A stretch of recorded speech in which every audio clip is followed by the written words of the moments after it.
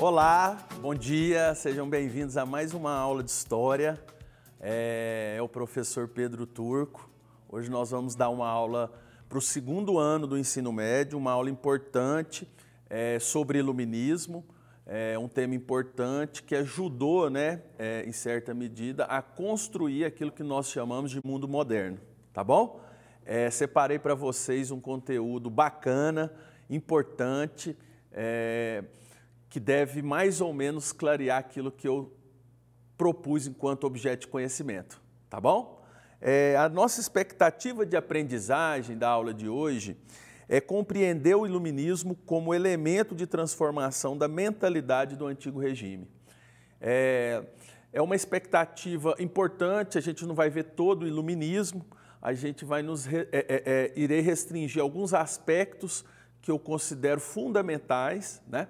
Lembrando que o iluminismo ele inaugurou uma nova forma de se pensar, a história da humanidade, uma nova forma de se pensar os processos históricos. Ele inaugurou aquilo que a gente chama de ciência moderna. Então, ele faz parte de um conjunto de situações, que deu vida às revoluções do século XVIII e XIX. Então, é um importante tema. Fiquem ligados. Veja, qual que é o contexto histórico do iluminismo? Põe um slide para mim. O contexto histórico do iluminismo, então, um primeiro elemento, ele é um movimento intelectual e político nascido na Europa durante o século XVIII. Ele foi importante, principalmente, para inaugurar aquilo que a gente chama de ciência moderna.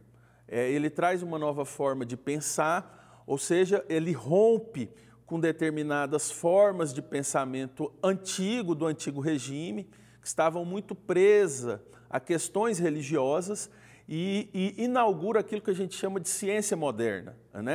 Junto com o iluminismo, outros movimentos paralelos durante a Europa do século XIX ajudaram a construir todo esse cenário que nós chamamos na história de Idade Moderna e assim sucessivamente. Outro ponto importante do slide que eu coloquei é que o iluminismo ele ajuda a pôr fim em características do antigo regime, principalmente características do regime absolutista e medievais. Isso é importante, muito importante. O processo de transição do feudalismo para o capitalismo marca, em certa medida, inúmeros movimentos, sejam políticos, econômicos e intelectuais, que ajudaram no processo de ruptura do antigo regime para aquilo que nós chamamos de Idade Moderna. E o iluminismo ele é um tipo específico de movimento intelectual, mas que vai ter reverberação no cenário político e econômico da época. Então, em certa medida, ele rompe com aquilo que nós chamamos de absolutismo e os períodos medievalescos que estavam muito centrados em pensar a humanidade a partir de aspectos religiosos.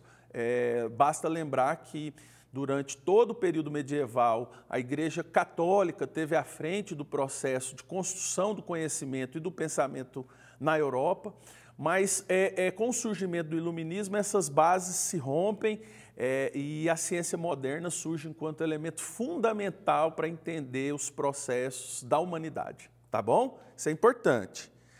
E um terceiro ponto é que o iluminismo ele marca aquilo que nós chamamos de revolução científica. Elemento aqui que eu já falei, mas volto a falar, o iluminismo ele foi fundamental para a construção da ciência moderna. No primeiro bloco nós tivemos aula de matemática, se a matemática é hoje, uma ciência racional, cartesiana, justamente porque as bases de construção do pensamento iluminista ajudaram, em certa medida, a construção dessas disciplinas modernas. Em certa medida, a racionalidade científica foi fundamental e é elemento fundamental do pensamento iluminista. Tá bom? Veja, características gerais do iluminismo, para a gente entender. Então, primeiro, o iluminismo provocou uma mudança de mentalidade. Ele passa a questionar as religiões E a racionalidade científica passa a ser o pensamento em voga, né? Passa a ser o pensamento fundante dessa linha de construção do conhecimento que nós chamamos de iluminismo. Então, veja, o iluminismo passa a questionar a religião enquanto base fundamental de se pensar a realidade que está à nossa volta e passa a propor uma nova forma de se pensar a partir da racionalidade, de métodos científicos. E então, isso quebra, né, um padrão que vinha na Europa em séculos passados e rompe, né, por uma nova forma de entendimento da realidade, tá bom?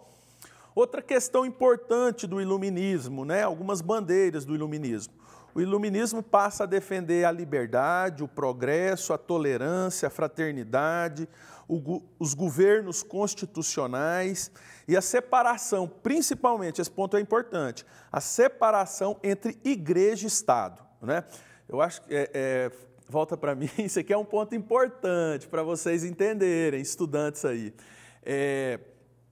A proposta de construção de um Estado laico, né? Um Estado onde se tenha autonomia nas decisões políticas, autonomia da igreja em relação às decisões políticas, surge com os pensadores, com o pensamento e os pensadores iluministas, né? A gente vai ver alguns pensadores mais à frente, eles propõem, em certa medida, a construção de um Estado laico, um Estado que foge das influências religiosas para tomar as decisões políticas. E se a gente for perceber hoje, né, a nossa construção republicana é baseada nesses elementos do iluminismo. Basta pegar a nossa Constituição Cidadã de 1988, a Constituição Cidadã no Brasil, a gente vai ver que o Estado brasileiro é fundamentalmente um Estado laico, né? E a Constituição Cidadã passa a defender isso. Essa ideia veio lá do iluminismo, só para vocês perceberem tamanha influência desse movimento nos nossos dias, né, na história brasileira contemporânea, tá bom? Outra questão importante, né, que o iluminismo traz é a defesa das liberdades individuais, né? Aí se põe fim aos governos absolutistas, isso aqui é importante, a gente está vendo muito no cenário brasileiro, se debatendo sobre o liberalismo, né? Seja o liberalismo político, seja o liberalismo econômico, e nós vamos perceber que o iluminismo inaugura a forma liberal de se pensar a humanidade, né? Principalmente a defesa das liberdades individuais. Você, enquanto indivíduo, tem deveres e direitos e tem individualmente a possibilidade de se crescer enquanto pessoa numa sociedade, preservando esses direitos e deveres individuais. Então, essa é a ideia do liberalismo político e econômico que nasce com o iluminismo. Isso rompe uma ideia do Estado absolutista, né? Aquele Estado que interferia tanto nas decisões políticas, econômicas, mas também nas decisões pessoais dos indivíduos, nos costumes, nos valores, nos modos de vida. O liberalismo proposto pelo iluminismo, ele possibilita ao indivíduo, né, dentro, é claro, de todo um organograma jurídico estabelecido na sociedade, que ele siga a forma e os caminhos que ele quiser, porque, em certa medida, ele tem direitos e deveres individuais que garante ele ser aquilo que ele desejar ser, tá bom? Isso é importante. Alguns autores, né, coloca o slide para mim, alguns autores do iluminismo. Separei 3 que eu considero fundamentais, até peço para vocês, estudantes do 2º ano do ensino médio, né, da 2ª série do ensino médio, pesquisarem esses autores de forma mais individualizada, vocês vão gostar, porque vocês vão perceber que a nossa realidade hoje no Brasil tem muito a ver com eles. O primeiro é o John Locke, né? Ele é o pai do liberalismo político inglês, ele que, em certa medida, ajuda no processo de construção daquilo que nós chamamos de Estado laico. Ele inaugura o liberalismo político na Inglaterra e ele é um grande influenciador da Revolução Gloriosa, né? E também da Revolução Industrial, que possibilitou que a Inglaterra rompesse com o antigo regime, tá? Outro autor importante, o francês, né, Jean-Jacques Rousseau, ele traz a ideia do contrato social, né? Isso aqui é importante, volta para mim aqui. É importante que os alunos entendam isso, né? O Rousseau acha que o Estado laico, né, ele estabelece inúmeros contratos sociais para que minimamente a gente viva em sociedade e tenha uma civilização racional plena, né? Tirando os seres humanos daquele estado de selvageria. Então, o Rousseau achava que antes do Estado moderno, o ser humano vivia em um estado de selvageria e a partir da construção de um contrato social e do Estado moderno, o ser humano passa a viver na luz e, em certa medida, se evolui do ponto de vista civilizatório, tá bom? E o último autor, né, é o Voltaire. Ele fala da questão da liberdade religiosa, um assunto importante que o iluminismo traz, né? A questão da liberdade religiosa, né? Você poder ter escolhas sobre os seus cultos religiosos e poder escolher aquilo que você tem maior afinidade, né? A religião que você tem maior afinidade, não necessariamente uma religião oficial que é imposta e as pessoas, a sociedade passa a seguir. Então, o Voltaire trabalha muito essa questão da liberdade religiosa, inclusive da liberdade de não ter religião, né, dentro do Estado moderno, da sociedade moderna, tá bom?